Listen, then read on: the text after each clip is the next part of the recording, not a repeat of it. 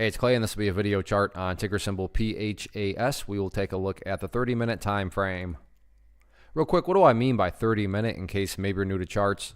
Instead of each one of these candlesticks here representing 1 day's worth of price action, which is what you would normally see, each one represents 30 minutes. So while this here may look like several days worth of time, it's actually today's price action broken down into 30-minute time slices.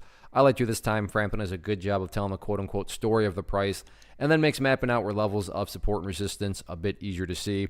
I don't mean to state the obvious, but I will anyways. Crazy movement today, not only from the price action perspective, but you look down here at the volume, and as you see, volume well above average volume. So a lot of eyeballs on this one, so let's map out some areas of support, and then we can talk levels of resistance. So the first level of support is what I would call the ideal level. And we say, hey Clay, what would make this chart look the absolute strongest going forward? And that would be if the price could stay up here above this consolidation area at the $11 mark. Now, don't get me wrong. If the price falls below 11, I am not saying the entire chart's destroyed or ruined or anything like that. But yeah, if the price could manage to stay up above that $11 mark, that would definitely be a huge sign of power going forward. Taking a step back and looking at things from more so the big picture point of view, that is where the purple line here comes into play, the famous 50-period simple moving average. Keyword being moving. As time goes by, that line is going to move itself higher and higher. So a very basic yet highly effective way to judge the health of the move.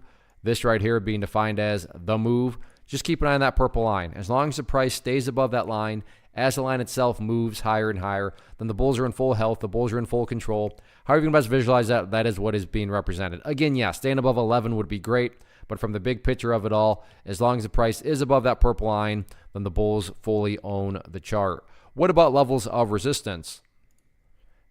In terms of sellers, nothing fancy here other than the fact that the party finally stopped today right up around $13.25.